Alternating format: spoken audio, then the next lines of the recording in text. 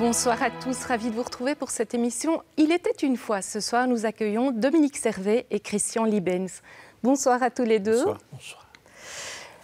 Dominique Servet, à la suite des inondations de 2021, vous êtes allé à la rencontre des victimes et vous les avez photographiées. C'est l'album La vie après. Est-ce que c'était important de mettre un visage sur ces victimes ? Il faut d'abord resituer le contexte. Nous ne sommes pas allés de suite après les inondations. On a laissé quand même passer presque 2 ans avant de rencontrer ces personnes. Et ce que nous voulions surtout montrer, c'était la résilience des personnes, comment elles s'en sortaient. Parce qu'on entendait beaucoup dire autour de nous, les inondations, c'est bientôt fini, quoi, hein, tout est réglé, on y est maintenant, je crois que... Voilà. Et donc, on s'est dit, tiens, on nous a demandé d'aller voir ce qu'il en était. Donc, mon épouse et moi-même sommes partis à la rencontre des personnes. On a remonté un petit peu la Vesdre. Et puis, très vite, on s'est arrêté dans un quartier de Verviers qui s'appelle le quartier des Prés-Javet, qui est un quartier assez pauvre, tant culturellement que matériellement. Et pour nous, c'était vraiment très important de montrer la situation des personnes presque 2 ans après les inondations. Alors, vous le disiez, c'est un travail collectif. Vous l'avez réalisé avec votre épouse Annie de Noël qui a écrit les textes et vous avez pris les photos. Mais c'est aussi un travail qui met en exergue la communauté protestante et la communauté catholique. Donc, c'est aussi une belle synergie. C'est ça. Le point de départ est donc Heike Zonnen, qui était pasteur à l'église Verviers-Laoureux-Spa, qui avait vu une de nos expos sur les migrants du diocèse de Liège, et elle nous avait demandé un travail similaire. Alors, son idée, c'était de montrer que le réchauffement climatique était responsable de ce qui s'était passé. Et nous sommes partis, donc, forts de cette idée, à la rencontre des personnes. Comment les avez-vous choisis, ces personnes ? Eh bien, écoutez, la première personne, c'est une collègue de Caritas qui m'a dit « Je connais quelqu'un qui habite Maisonvaux, qui a été victime. Si tu veux, tu peux le rencontrer. » Et donc, notre premier témoin était Christian. Qui est avec nous en plateau ce soir. Et quel témoin, parce qu'on n'est pas sorti indemne de la rencontre avec Christian. Et puis après, le bouche à oreille a fonctionné, voyant que ce que l'on faisait était relativement respectueux des personnes et qu'on n'était pas là pour faire du voyeurisme, mais pour montrer vraiment leur vie. Beaucoup de personnes nous ont pris en sympathie, on a même monté une expo là-bas, et c'est ainsi que les gens parfois s'étonnaient et disaient « Tiens, le gars avec son appareil photo, il n'est pas venu chez toi ?» Voilà, donc ça s'est fait vraiment par le bouche à oreille. De manière presque conviviale, alors. Oui. Christian Liebens, vous, c'est vraiment la collection d'une vie que vous avez perdue avec ces inondations.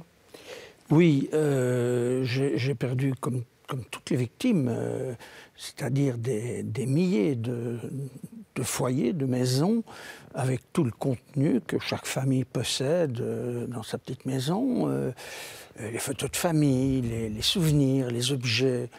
J'ai perdu ça comme tout le monde, puisque c'était ma maison familiale à Maisonvaux. C'était juste sur la rive de la Vesdre, mais j'étais là depuis plus de 60 ans. Jamais on avait eu de l'eau, même dans la cave, quelques gouttes. Donc, pourtant, il pleut en Belgique très souvent. Donc, ce discours officiel, d'emblée, m'a choqué très fort, parce que quand on enquête un peu, qu'on se sent particulièrement motivé étant victime, on se rend compte que la vérité n'est pas cette vérité officielle qui est en réalité un mensonge d'État.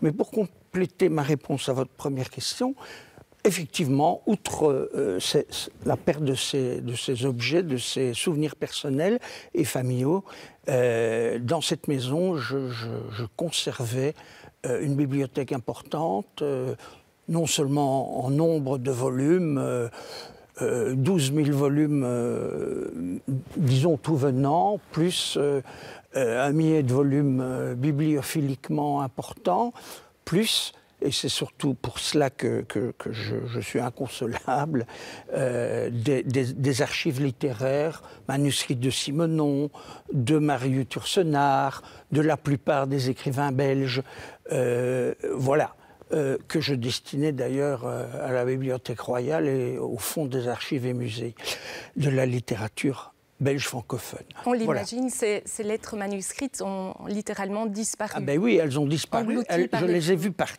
passer sous mes... Enfin, traverser les fenêtres. J'étais perché pour sauver ma peau au premier étage et puis au grenier.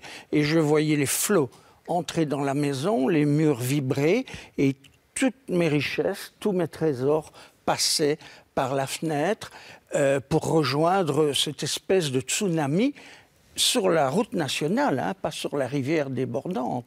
La maison en face de la mienne a été entièrement emportée, murs et toiture, sous mes yeux. Donc c'est vous dire l'ampleur de la chose. Voilà. Et donc, quand Dominique m'a contacté, il m'a parlé d'emblée de résilience. Et moi, je lui ai dit, et c'est là peut-être que sa mission a un peu changé le cours, non pas des flots, mais de la réflexion, c'est le mot résilience. Alors, j'ai dit à Dominique, on ne peut entrer en résilience que quand on a dit la vérité sur les faits. Quand les responsables des faits ont fait amende honorable, ont demandé pardon à leurs victimes. Il y a eu 35 morts rien que dans la vallée de la Vesdre. 4 morts pour toute la Wallonie, 35 dans la vallée de la Vesdre. On n'a eu aucune assistance avant, alors que la situation s'aggravait, aucun secours pendant, ni après. Donc là, le mensonge d'État est total. Et voilà, grâce à Dominique et à son très beau travail avec Annie de Noël, qui a été une scriptrice remarquable pour les témoignages, avec un bel esprit de synthèse sans trahir, et les photos magnifiques de Dominique Servet, ça m'a permis de dire ma vérité à moi. On l'entend. Christian, vous êtes en colère. Dominique Servet, c'était une manière de rendre hommage évidemment aux victimes, hein, ce travail de collation auprès d'eux.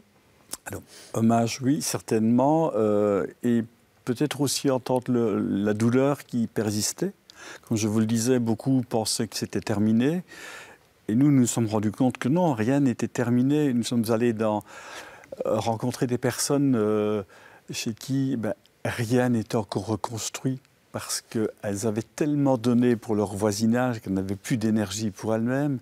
Nous avons rencontré des gens qui étaient indemnisés de manière misérable et ne pourraient plus jamais acheter de maison. Et donc, oui, on a essayé, bien sûr, de montrer tout leur travail et comment dirais-je, toute la manière dont ils essayaient de se remettre debout. Mais bon. Et vous soulignez quand même de très belles solidarités qui ont vu le jour entre les citoyens, même du nord du pays. Oui, là ça revenait systématiquement. Alors, on a essayé d'évacuer un petit peu ce qui était du politique, hein, parce que, bon, comme pas mal de politiques qui se sont présentés avec leur étiquette, mais vraiment beaucoup de gens sont venus. Là, ça a vraiment été... les gens étaient marqués, quoi, de voir des néerlandophones qui venaient comme ça donner des coups de main, qui apportaient un tas de choses. Et on a été témoins 2 ans après d'encore cet étonnement. Merci beaucoup à tous les deux. Il faut malheureusement déjà clore ce sujet, mais vous l'aurez compris, la vie après est pleine d'émotions. Et voilà, c'est l'occasion de découvrir une autre réalité qui est celle des inondations. Merci à vous de nous avoir suivis. Si vous souhaitez revoir cette émission ou une précédente, il suffit de vous rendre sur le site Ovio ou sur celui de Catobel. À très bientôt pour une prochaine rencontre.